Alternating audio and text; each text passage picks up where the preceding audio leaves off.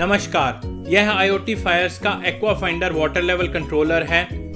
यह मॉडल उन घरों के लिए स्पेशली डिज़ाइन किया गया है जिनमें कॉरपोरेशन या म्युनिसिपल सप्लाई लाइन पे डायरेक्ट मोटर लगी होती है। जनरली म्युनिसिपल का पानी, जिसे हम सरकारी पानी भी कहते हैं, वो दिन में कुछ टाइम के लिए ही आता है। Aqua finder dual sensing technology पे काम करता है। पहला कि जिस टाइम पे आपके घर में पानी आता है, एक्वा फाइंडर उस टाइम पे ऑटोमेटिकली पानी की मोटर को ऑन कर देगा, जिसको आप इन स्विचेस के द्वारा फीड कर सकते हैं। और दूसरा, इसके साथ एक ड्राई रन चेक सेंसर आता है जो एक्चुअल में चेक करता है कि लाइन में पानी आ रहा है या नहीं। DRC सेंसर, जो कि ड्राई रन चेक सेंसर है, आपकी पानी की टंकी के इनलेट पाइप पे लगता है। मान लो कि आपके यहाँ सुबह 5 बजे से 10 बजे तक पानी आता है, तो एक्वा फाइंडर आपकी मोटर को ऑटोमेटिकली 5 बजे ऑन करेगा और 1 मिनट के बाद चेक करेगा कि पानी आ रहा है या नहीं। इस 1 मिनट के टाइम को हम सर्च टाइम कहते हैं। एक्वा फाइंडर का डिफ़ॉल्ट सर्च टाइम 1 मिनट मतलब 60 सेकंड है। इसे आप 180 सेकंड यानी कि 3 मिनट तक सेट कर सकते हैं। अगर 1 मिनट बाद टंकी में पानी आना शुरू हो जाता है तो एक्वा फाइंडर मोटर को कंटिन्यू ऑन रखेगा और टंकी फुल होने पर ऑटोमेटिकली बंद कर देगा। अगर पानी नहीं आया तो मोटर को ऑफ कर देगा ताकि आपकी मोटर सूखी ना चले, और फिर 20 मिनट बाद दोबारा से मोटर 1 मिनट के लिए ऑन करके पानी चेक करेगा। इस 20 मिनट के टाइम को हम NST यानी कि नेक्स्ट सर्च टाइम कहते हैं। एक्वा फाइंडर का डिफ़ॉल्ट NST 20 मिनट है, जिसे हम 7 मिनट से लेके 58 मिनट तक सेट कर सकते हैं। किसी भी टाइम पे अगर मोटर ऑन है और पीछे से पानी आना बंद हो जाता है तो भी मोटर ऑटोमेटिकली बंद हो जाएगी। इससे आपकी मोटर कभी भी सूखी नहीं चलेगी। चलिए अब जल्दी से एक्वा फाइंडर ऑन करते हैं। एक्वा फाइंडर को ऑन करते ही हमारे को इसका डिस्प्ले कुछ इस तरह का दिखता है। जो यहाँ पे T1 लिखा हुआ है, ये टंकी में कितना पानी का लेवल है वो बता रहा है। जैसे जैसे पानी का लेवल बढ़ेगा ये बढ़ना शुरू हो जाएगा। इस लेवल का मतलब है कि टंकी में 40% से कम पानी है। जैसे ही पानी का लेवल 40% से ज़्यादा हुआ, आप देख सकते हैं कि पानी का लेवल T1 भी बढ़ गया, और जैसे ही टंकी फुल हुई T1 का लेवल भी फुल हो गया। LW का मतलब है लाइन वाटर। यस का मतलब इनलेट पाइप में पानी है और नो का मतलब इनलेट पाइप में पानी नहीं है।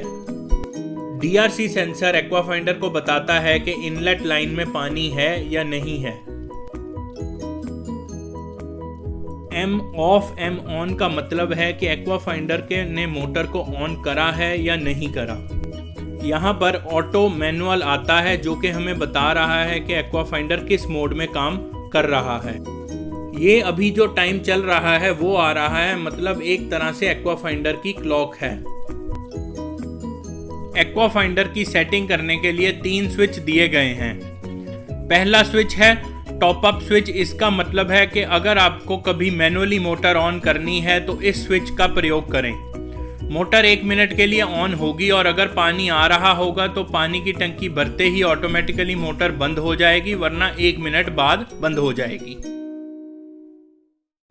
दूसरा स्विच मेन्यू का स्विच है। ये स्विच एक सेटिंग से अगली सेटिंग पे जाने के लिए है।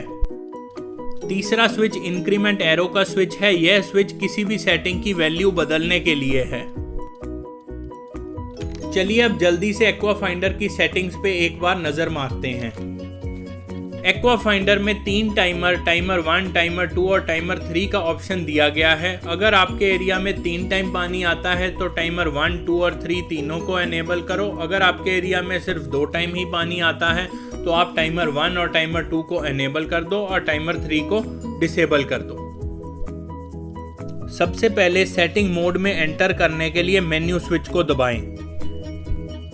एक सेटिंग से अगली सेटिंग पे जाने के लिए मेन्यू स्विच का यूज करें। किसी भी सेटिंग को चेंज करने के लिए तीसरे इंक्रीमेंट स्विच को दबाएं।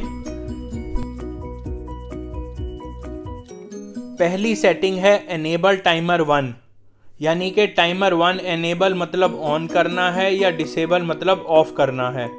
हम टाइमर 1 को एनेबल कर देते हैं। इसको एनेबल या डिसेबल करने के लिए तीसरे स्विच का इस्तेमाल करें। अगली सेटिंग पे जाने के लिए मेन्यू स्विच को दबाएं। जैसे कि मैंने बताया था कि एक्वा फाइंडर में 3 टाइमर का ऑप्शन है। अगली सेटिंग है सेट मोड। इसे हम ऑटो मोड या मैनुअल मोड सेट कर सकते हैं। ऑटो मोड में जो टाइम हमने सेट किया है उसमें मोटर ऑटोमेटिकली ऑन हो जाएगी और मैनुअल मोड में आपको टॉप अप स्विच की मदद से मैनुअली ऑन करनी पड़ेगी। इस मोड में भी मोटर टंकी फुल होने पर अपने आप बंद हो जाएगी। एक्वा फाइंडर में एक बहुत अच्छा फीचर है कि आप पिछले 10 बार मोटर कब ऑन हुई है वो चेक कर सकते हैं और उस टाइम पे पानी आ रहा था कि नहीं आ रहा था ये भी चेक कर सकते हैं। इस फीचर का नाम है सर्च हिस्ट्री। आप देख सकते हैं कि स्क्रीन पे लिखा है डे, टाइम और WIL। पहली बार जब मोटर चली थी तब आप देख सकते हैं कि 17/3 मतलब 17 मार्च को 14:01 पे Y मतलब यस पानी था और N मतलब पानी उस टाइम नहीं था। अगर आप चेक करना चाहते हैं कि दूसरी बार मोटर कब चली थी तो तीसरे स्विच को दबाएं। अगली सेटिंग के लिए मेन्यू स्विच को दबाएं। अगली सेटिंग है सेट सर्च टाइम।